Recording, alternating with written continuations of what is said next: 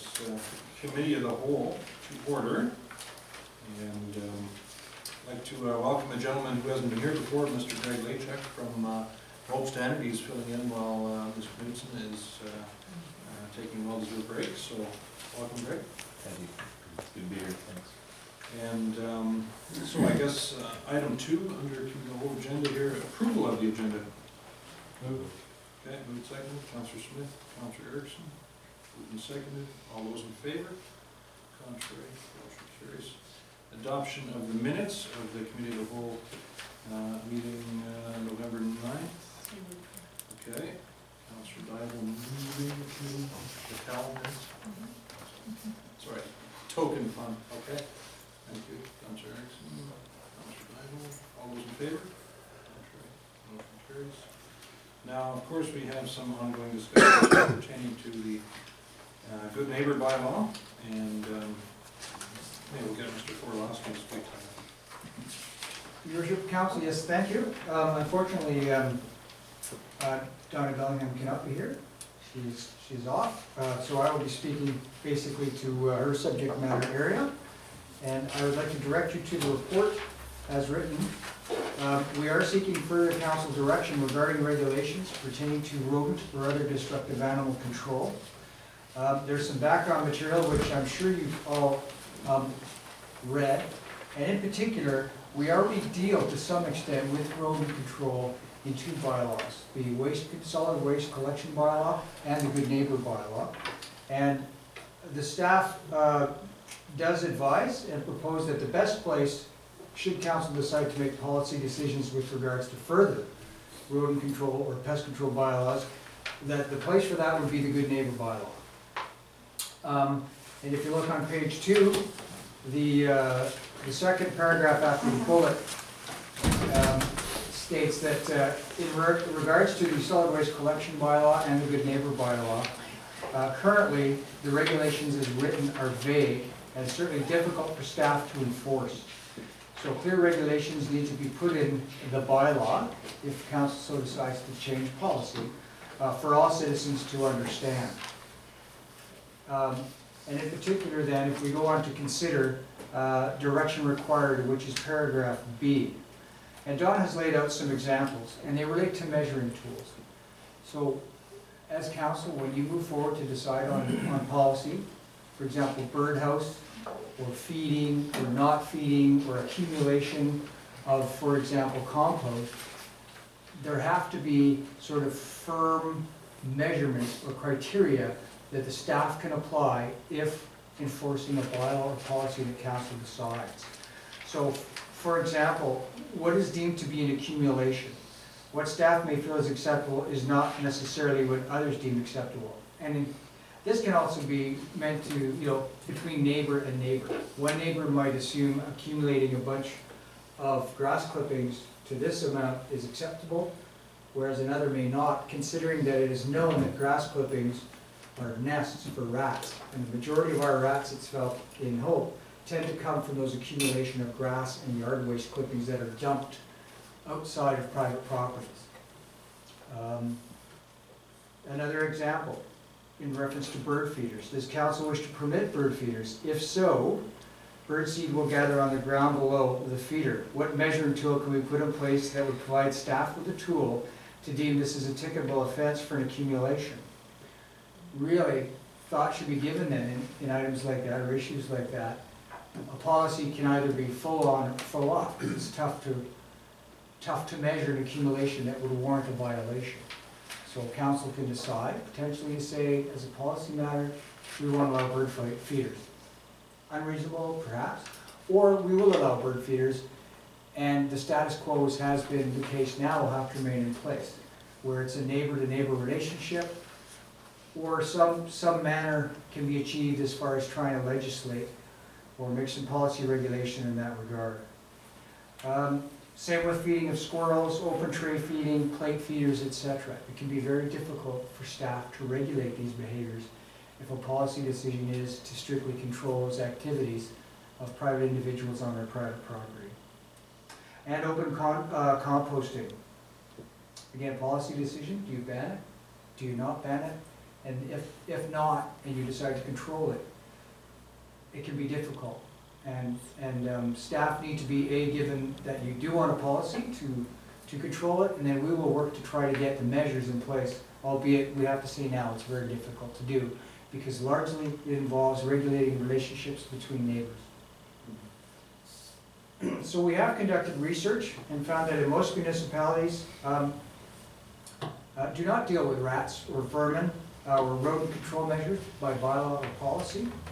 And only in the District of North Vancouver is there a rat control bylaw, and as noted in the report, it's mostly an education bylaw, it's not a hard enforcement bylaw, and it really links to Health BC documents.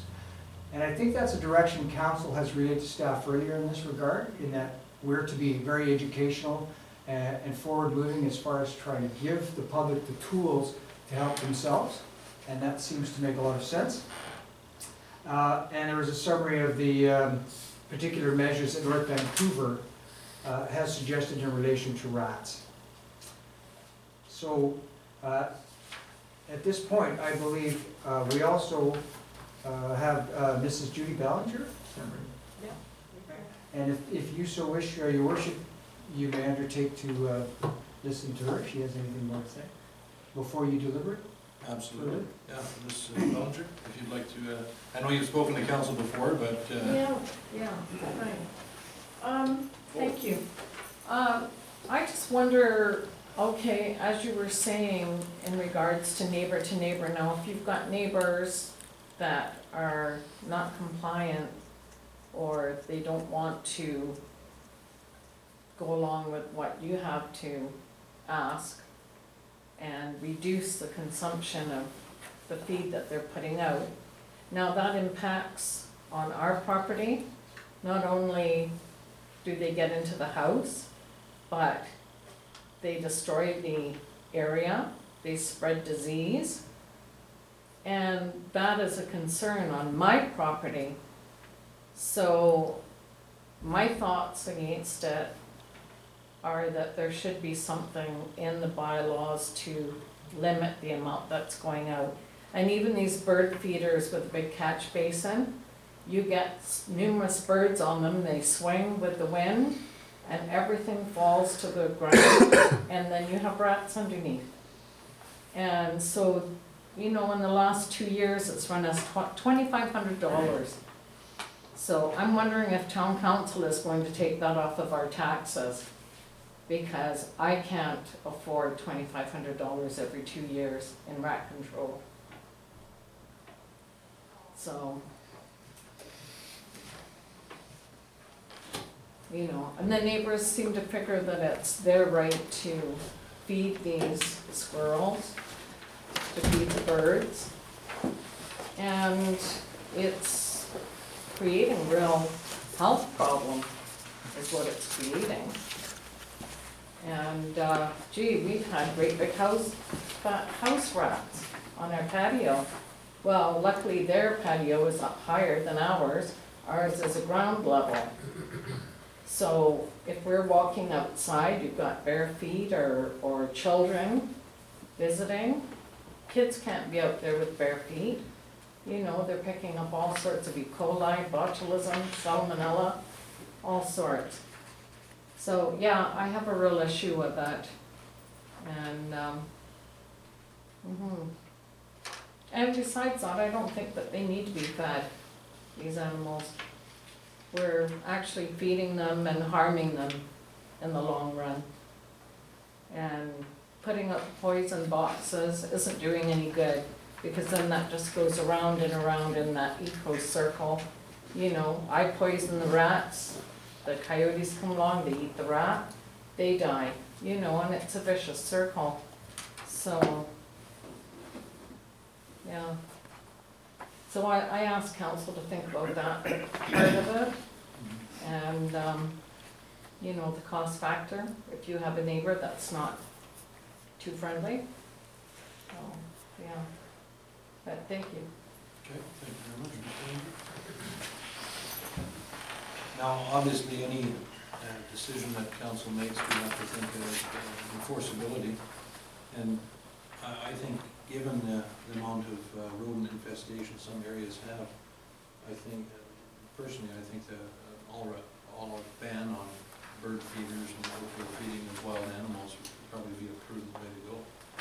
Because how do you decide how much food is too much? I mean, where do you draw that line? So if you just say the wild animals have to fend for themselves, we do have a pest control problem in the community, I think that's fair to say. And they're frisky little characters, so they multiply quickly. And, yeah, I think we have to be all or nothing here. Councillor Crook? Thank you, Mr. Mayor. So, thank you to staff for bringing this forward. Thank you for the input. I appreciate hearing that as well.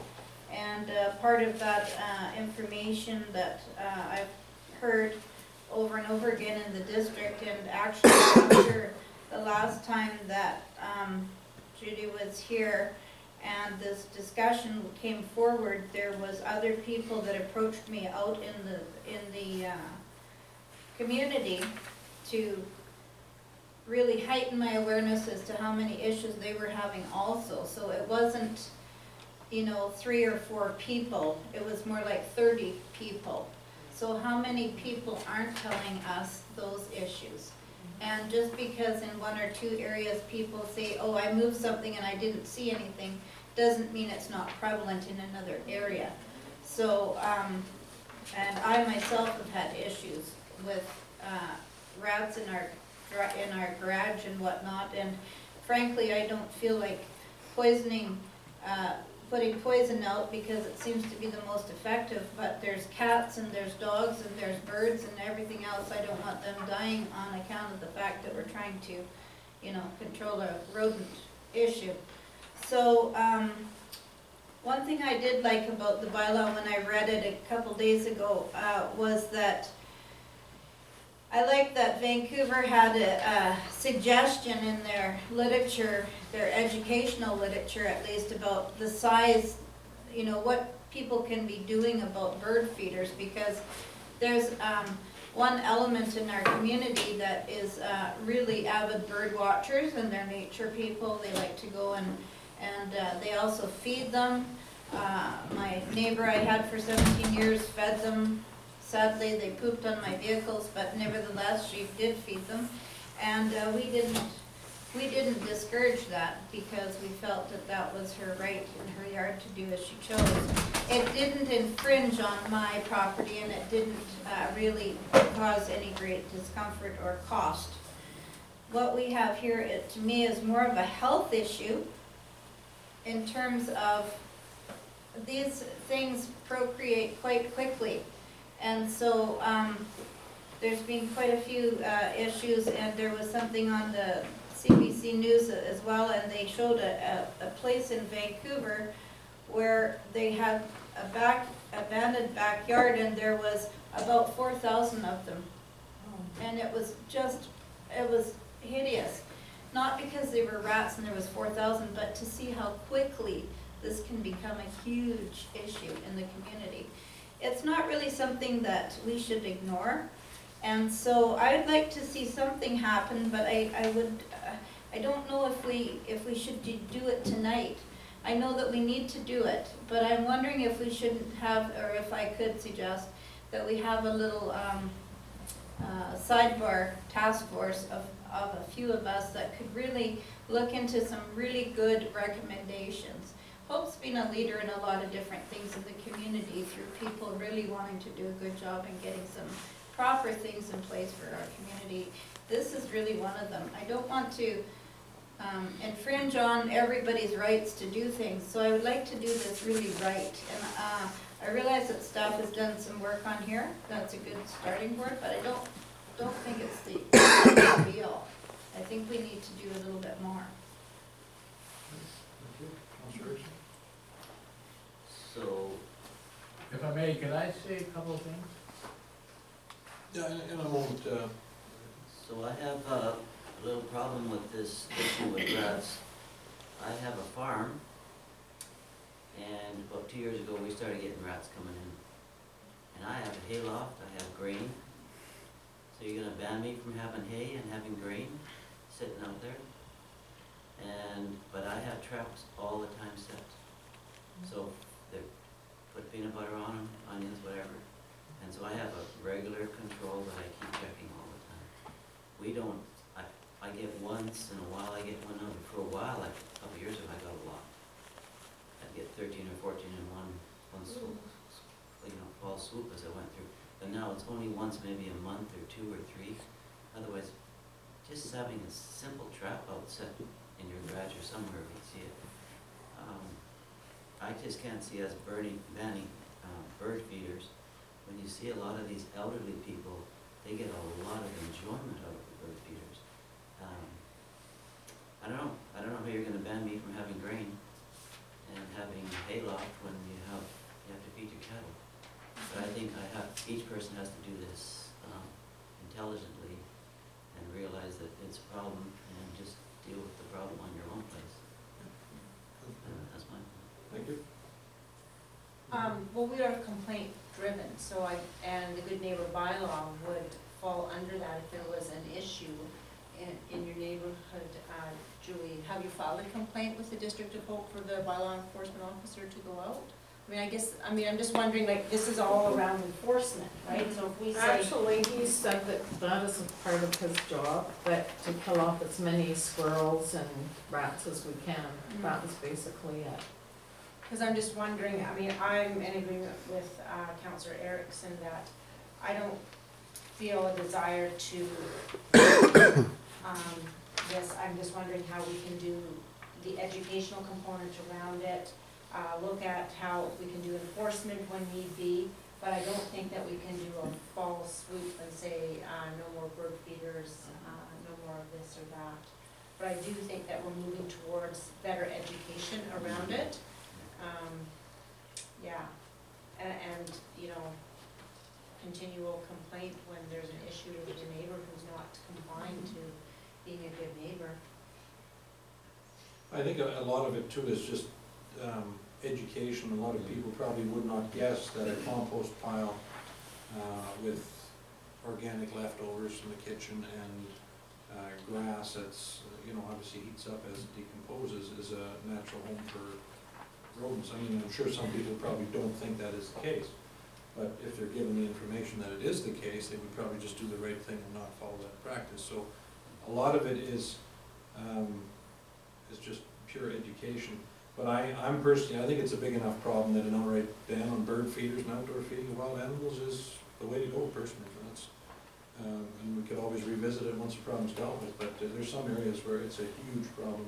And I agree that, obviously people that have bird feeders, they derive enjoyment from having birds, sit on their ledge and what have you, and watch what they're up to. But I think the enjoyment dissipates quickly if there's rats in the neighborhood too. Now, Mr. Ortis and then Yes. Meva. If I may, I know I'm not on the agenda to speak at this committee of the whole. However, our rat infestation is not just a result of bird feeders, composting.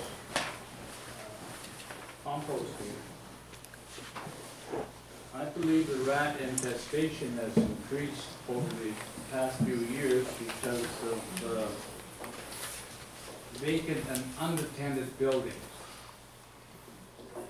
We have several around, in particular the old town of Hope. Also derelict vehicles on residential and commercial properties. They attract rats. That's where your infestation is coming. I appreciate Dr. Erickson, or Councilor Erickson, I'm sorry. Farms also attract rats, we get grains and that, but within the residential areas, if research is done, and I'm doing some of it now, and I hope this issue of the good neighbor bylaw is not closed to public input, because in areas where there are large numbers of vacant, and when I say unattended buildings, they're dilapidated, nobody's taking care of them, rats will show up. Also, raccoons should be thrown into these pest problems that we have, rodent problems. And I believe, under the bylaw itself, it has to be made more enforceable. Mayor Victor signed the last amendment to it, 2008, and it's very vague. You say it's complaint driven, but the complaints go unanswered, unprocessed. Because your bylaw officer does not have that authority to enforce the violators. Now, we have to be specific about penalties. We have, on the entrance to Hope, the old service station, it's an eyesore. You've had a petition to tear it down, get rid of it. Within that bylaw, other municipalities, if the property owners will not address a safety issue of the building, the dilapidation of that building, the municipality will tear it down, and the cost of doing it will be put on your tax notes. It's done in other municipalities. And that's the level of enforcement that we're going to have to do. Because you go around the old town of Hope, you go out to Copper Lake, we don't have that problem of derelict buildings, but by golly, it's getting more and more prevalent in the old town of Hope area. Even more so closer to the river, because the rats love the water too. So please, open that bylaw for public input as to where we can make it more enforceable. And authorize the bylaw officer to go around, inspect those buildings that are derelict buildings, are vacant, nobody's attending to it. You've got old RVs parked on residential property and commercial property. Rats love that. That's their home. It's not under the bird feeder. And please don't do away with the bird feeder. Let watching the Blue Jays come around and fight each other. That's what you have to do. Put some teeth into that bylaw and enforce that. Then you'll get rat control going. Until you do that, you're gonna have rats forever. Thank you. Thank you. Thank you, Mr. Ortiz. Some good points there. The one point I would like to address, so there's no misunderstandings, and that's pertaining to your comments on the two dilapidated gas station buildings. We have done a lot to investigate what our legal rights as a municipality are, and demolishing them just because they're ugly is not one of them. They're boarded up, they are an eyesore, but unfortunately we have very limited teeth beyond that. There has been some investigation as to if there's actually rats dwelling there, if it's a health hazard, and there's been no indication there are. But I certainly agree it is an ugly location, and we've attempted to work with the property owner, and he's indicated very clearly he's not interested in working with us. But just so that there's no misunderstanding, we cannot go and just demolish something because it is ugly. I know Chilliwack did that once, and they built the landowner a brand new house in doing it. It was quite a big problem. I think it cost them $300,000 for that little oops. So I just want to make sure we stay out of that kind of problem. Councilor Medlock. Thank you. Yeah, so Corporate Services tells us that the District of Hope doesn't get or hasn't really received complaints to do with rats and rodents, but I mean, since we've been talking about it at council for a while, I've heard lots of complaints, and I myself have even seen them around my neighborhood. But all these people that tell me that they've seen them, they're taking care of it. They're buying traps, they're getting them on their own. So I don't think that they believe it is the District of Hope's responsibility to take care of them. They're doing it themselves. So I guess at what point do you get the District of Hope to step in? And well, the question that is being asked of us on this report is sort of measurements, like what we deem to be an accumulation of peanut shells or whatever it might be. And you're right, it does come down to enforcement, because we've only got the one bylaw officer, and we can't have him acting when people aren't even complaining about it. So if there are people that have concerns, I think the first thing that needs to happen is they need to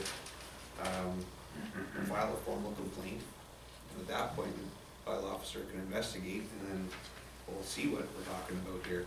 At this point, he hasn't done any investigation.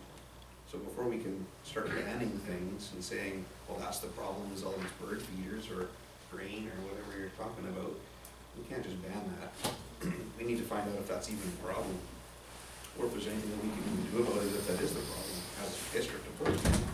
I think it comes back down to, like I say, most people that have told me that they have seen rats and rodents are taking care of it themselves, and the problem's going away when they do step in and set traps. I think that's more the way we need to go, is education.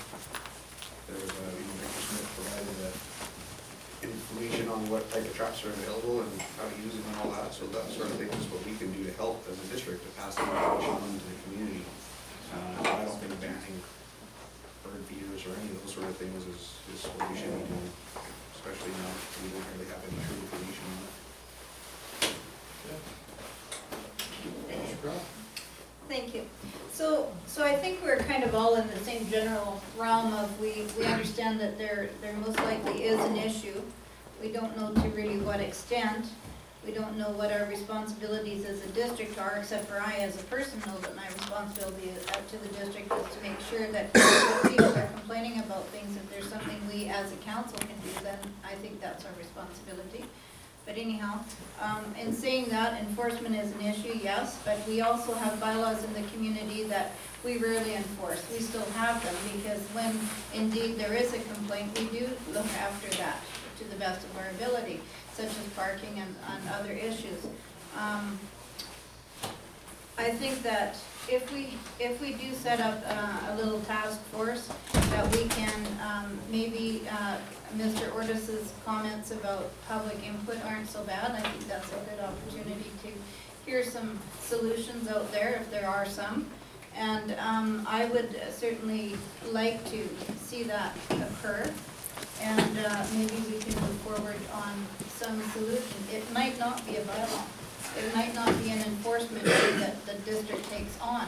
But if we can investigate, really investigate what other communities that have these issues are doing, and there are communities like Chilliwack and Agassiz and whatnot that do have these issues, then maybe we can collectively see what they're doing and take the best of those things and not recreate the wheel, but just work on that.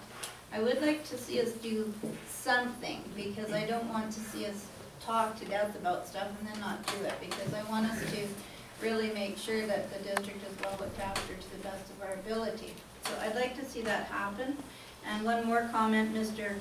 Ortis's comments about unsightly buildings and that. Well, those unsightly buildings, when he was on council for many years, had a 750.1 put on those properties many times, because that was, at that time, that was the enforcement of the day that we chose to take.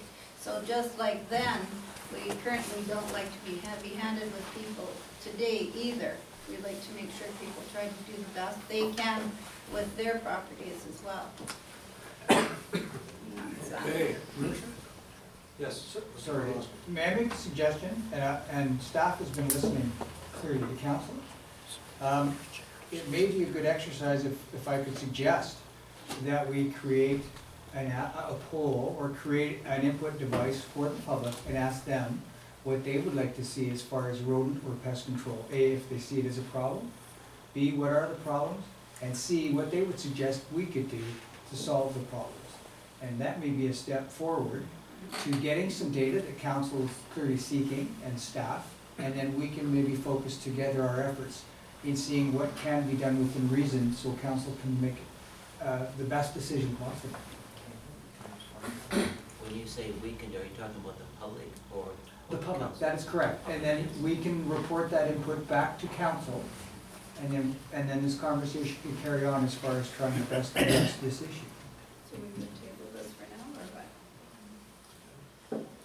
Yeah, I think a good first step might be send out a leaflet to everyone and have an actual education package on attractants, because there's a lot of things that people are doing inadvertently now that are attracting pests. So you might be able to deal with half the problem right off the hop, quite cost effectively, just by modifying people's habits slightly. Might be an idea. But anyways, I don't think we're gonna solve anything here. We tonight in its entirety in the committee of the whole, so we have a good number of friendly folks here looking to wish us a Merry Christmas, so you better get it. Or something of that.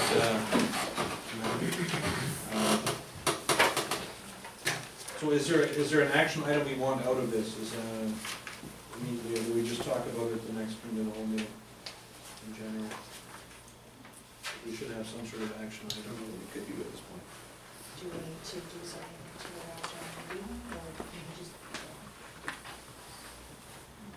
Do we have a motion for that? Well, John's suggestion is a good one, but I mean, how do we should put that in motion form to direct staff to, And you mentioned a leaflet, but the public consultation that I suggested, we can just have a motion that staff undertake public input and public consultation on pest control and report back to council.